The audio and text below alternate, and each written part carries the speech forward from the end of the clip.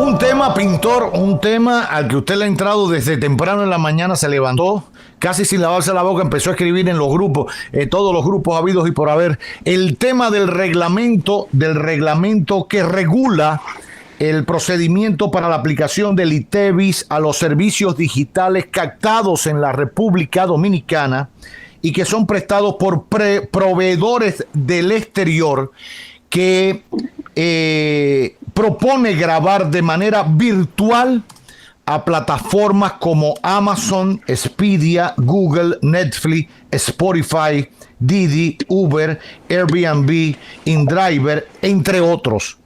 Para explicarnos qué hay detrás de este reglamento que ha colgado la Dirección General de Impuestos Internos en su página web, la Consultoría Jurídica del Poder Ejecutivo ha dado un tiempo para que todos podamos opinar, para hablar de este interés que por segunda ocasión la DGI retoma. Ya lo había hecho en el gobierno anterior, recuérdenlo, y también para grabar el tema de los courier y todas estas cosas, para explicarnos, según he leído, y dice la Dirección General de Impuestos Internos, que el ITEVI no es contra el consumidor, o sea, no me lo van a cargar a mí, sino a Netflix.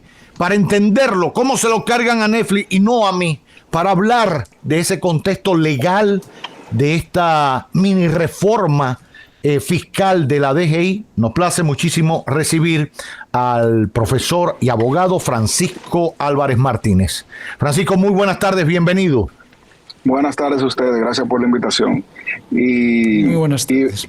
Y un muy buen tema, o un muy buen inicio del tema el que tú traes a colación, porque esa publicación que se hizo en las redes sociales sobre esa, vamos a decir, aclarar que no es que no somos nosotros los usuarios que vamos a cubrir ese ITEVIS, a mí me pareció muy extraño, porque es un tecnicismo que suena así y las personas quizá que no tengan el conocimiento van a decir, bueno, pues no me afecta. Sin embargo, sería desconocer lo que es la definición del contribuyente. ¿Quién es el contribuyente? Según el Código Tributario, los artículos 335, 336 y 337, al final del día el contribuyente va a ser, para poner un ejemplo, Netflix. Pero Netflix, en su página, en la sección de ayuda, cuando tú buscas tributo, impuesto, IVA, como sea que se le llame, lo primero que te dice es, en los países donde se carga algún tipo de impuesto a este servicio, nosotros se lo ponemos por arriba.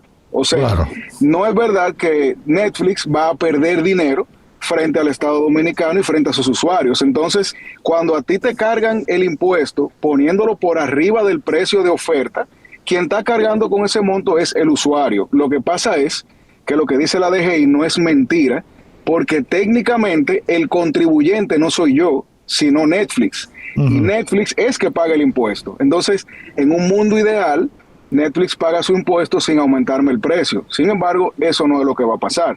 Entonces, me pareció una publicidad, no quisiera decir engañosa, pero incómoda, porque la gente lo lee y dice, ok, no es conmigo, pero al final va a ser con él.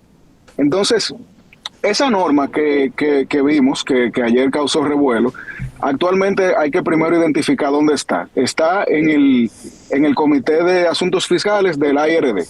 Entonces, digamos que ahora se va a presentar una etapa consultiva donde todas las personas van a poder hacer su comentario, van a poder participar en esos debates, y de allí entonces se va a poder limpiar lo que ya aparentemente es una decisión del gobierno de perseguir esa parte que realmente se escapa del país desde el punto de vista impositivo, y obviamente a todos nosotros nos va a afectar. Número uno, yo diría que no es una novedad en el mundo, o sea, hay otros países que ya han accedido a ese tipo de gravámenes, porque Netflix, para poner el ejemplo quizás más común de República Dominicana o en el mundo, es una plataforma que todo el mundo usa, ya sea de manera personal o en un plan familiar. Prácticamente todo el mundo usa Netflix, y la verdad es que eso es un capital que sale del país y el gobierno quiere un pedazo de ese pastel.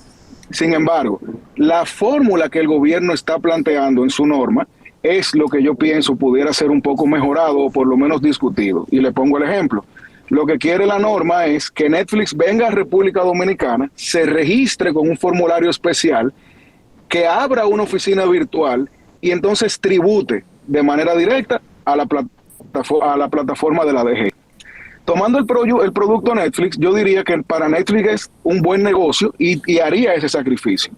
Sin embargo, hay muchas otras plataformas y servicios virtuales que usan a veces incluso personas como ustedes, que están en un nicho, o sea, son personas que están en la comunicación, que quizás tienen una aplicación que la usan 300 personas en este país, las personas que están en el cine, plataformas de cine independiente, las personas que tienen algún tipo de servicio de venta de divisa, que tienen temas de criptomonedas, esas plataformas que su base de usuarios no es tan representativa para ellos venir a República Dominicana a hacer ese registro y tener personal para que vía la oficina virtual tribute, van a ser afectadas y al final a quienes nos van a afectar es a nosotros los usuarios, porque si ustedes ven, lo que se va a afectar no está delimitado por plataformas. En teoría es todo el universo de esos proveedores que, estando viviendo o radicados fuera del país, ofrecen servicios en la República Dominicana. Ahora, Francisco, una pregunta de que entre Pinky, que tiene una teoría tremenda con eso, que la vamos a entender todos, pero una pregunta, por ejemplo, el caso Netflix, bueno, al final es un contenido que se genera fuera, no tiene nada que ver aquí. Ellos vienen, se registran. Si ellos me cargan el ITEVI a mí, me lo tienen que transparentar y me tienen que emitir una factura con comprobante fiscal de esa empresa virtual, porque va a estar aquí de una manera especial, pero yo no voy a pagarle un ITEVI sin que esté transparentado, que representa un gasto para mí, si a mí no me da un comprobante de eso. Primero. Segundo, ese es el caso de Netflix. Airbnb, que es una plataforma, pero al final convierte en un empresario hotelero, por llamarle de alguna manera, o de posadas o de algo, a un dominicano. Ya incluso hay dentro de la plataforma gente que tienen otro nombre, superestrellas de no sé qué, que manejan a 20 propietarios de casa que rentan su casa. Entonces, hasta ahora, Booking, eso yo te pongo otra. No Booking. está grabado, no tiene un impuesto para eso, que están generando ganancias y siguen en la informalidad. No sé si me entiende.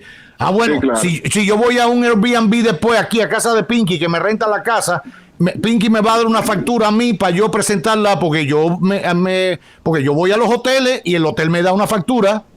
Y yo la declaro en mi empresa si es por una cosa de trabajo. Es que debería, porque además se están haciendo edificios completos promocionando para que sean para alquilar, para ir bien. Entonces, claro. Pero esto que estamos hablando, ya por ejemplo, yo te digo, en España ya se está haciendo. O sea, los que quieren alquilar sus apartamentos a Airbnb tienen que pagar sus impuestos como lo paga cualquier otra persona. Y tienen que ir a reconocerse allí como ente para fiscalizar. Tal cual. Eso fue a solicitud de todos los hoteles de no sé qué que estaban sufriendo una competencia completamente desleal. Pero en el caso de Netflix yo te pongo otro ejemplo, una cablera de cualquier lugar del país que tenga 100.000 usuarios que paguen 500 pesos, aproximadamente la misma tarifa que puede pagar Netflix. Estamos hablando de una facturación anual de prácticamente 600 millones de pesos que tendrían que pagar de impuestos. Yo hice el cálculo en la otra plataforma, aproximadamente de impuestos sobre la renta 85, de ITEVIS 80 y pico, para un total de 193 millones de pesos. Ok, ¿por qué Netflix no paga nada? Y afecta en plataformas de contenido eso. Y yo puedo entender el tema del consumidor, pero es que Netflix tampoco es un pan. O sea, el que quiera tener Netflix, que pague Netflix. ¿Entiendes? Y si tiene que afectarnos a todos, porque yo los extrapolo a otro tipo de negocio. No, y al final Netflix, aquí todos nos compramos una computadora fuera del país. ¿Por qué? Porque ir a una tienda aquí significa pagar un 400 o un 500% más. Sí. Pero no porque no se refleje como se le refleja al mismo contrabandista el transporte, el combustible, el comprarla fuera, etcétera, etcétera, sino porque el comerciante ese se quiere ganar ese 400% más. Claro, porque es una ficción pensar que el sobreprecio nace solamente del impuesto, no, porque incluso tú puedes comprar una computadora por Amazon que te llegue a tu courier y tú pagando impuestos paga menos. pagas menos, exacto. Lo que pasa es que aquí hay 4 o 5 que, porque no hay una regulación real de precios, porque a los políticos no le interesa, porque es muy fácil montarse en el discurso de la protección del consumidor. Okay, y por eso tenemos 85.000 panificadoras en el país, que a lo mejor con 1.000 se resolvía el problema y por volumen no importa el impuesto y resulta rentable. Okay, porque es matemática pura de negocio, pero no, tenemos que tener 150.000 panificadoras. Entonces no es negocio para ninguna de ellas y en el momento que le suben el impuesto se lo tienen que transferir al consumidor. Entonces, estamos jugando con la defensa del consumidor por un lado, pero nadie le quiere meter desde la política la mano a la regulación de precios, argumentando pues ese famoso libre mercado, que no es más que una especulación maquillada, porque al final el consumidor paga en este país por todo 1000 veces más que lo que cuesta fuera, teniendo en cuenta lo que tú dices, los impuestos, el transporte y el no sé qué. Ese 400% adicional lo estamos pagando porque hay una especulación, hay un monopolio, son 4 lo que lo hacen y al final terminamos comprando el televisor a un contrabandista en Villaconsuelo. Terminamos comprando la computadora que nos la traiga un primo, que vale más la pena pagar el billete de avión para que venga de vacaciones un fin de semana que comprarla en la tienda de tal mall. Pero entonces eso no lo entendemos cuando queremos Netflix, que a lo mejor lo que supone es pasar de pagar 500 pesos a pagar 700.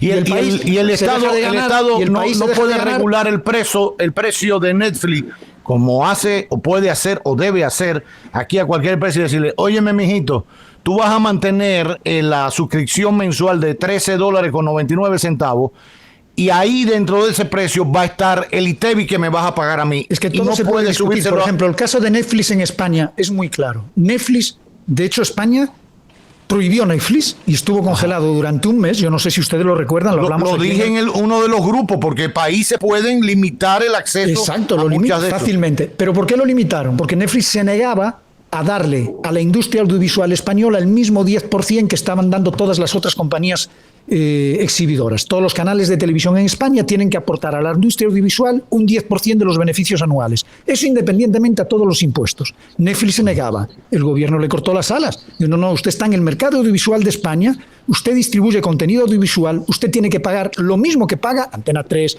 Telecinco, y no le quedó más remedio que entrar por el aro. Ahora, pero eso es el mercado español. ¿Qué representa el mercado de República Dominicana para Netflix? Nada. Para hacer ese esquema, nada. Porque dicen, bueno, si de los 196 millones que tengo que pagar de impuestos le tengo que dar, aun encima de mis beneficios, el 10% a la industria audiovisual, no funciona. Porque somos 7 millones de personas y seguramente los suscriptores de Netflix somos 250.000. Ahí no compensa. Pero es que no estamos hablando de que aporten de sus beneficios nada a la industria audiovisual. Estamos hablando de que paguen los impuestos por los usuarios que tienen. Y el que pueda tener Netflix, que tenga Netflix. Y el que no pueda tener Netflix, pero el país no se tiene por qué privar de esos 198 millones de los suscriptores. Creo yo, ¿eh? Y es un enfoque muy interesante y yo creo que retomando, porque hay un tema. Ahora, si me hablaras de salchichón, de pan, del precio de una pechuga de pollo, de arroz, digo, no, hay que proteger, porque eso todo el mundo tiene que tener acceso a eso. Esos productos, esos son productos. Pero estamos hablando de Spotify, estamos hablando de Netflix, estamos hablando de YouTube, que si entramos ahí, ni te cuento la cantidad de personas que hacen negocio con YouTube, que cobran por ese negocio y que no pagan impuestos en el país.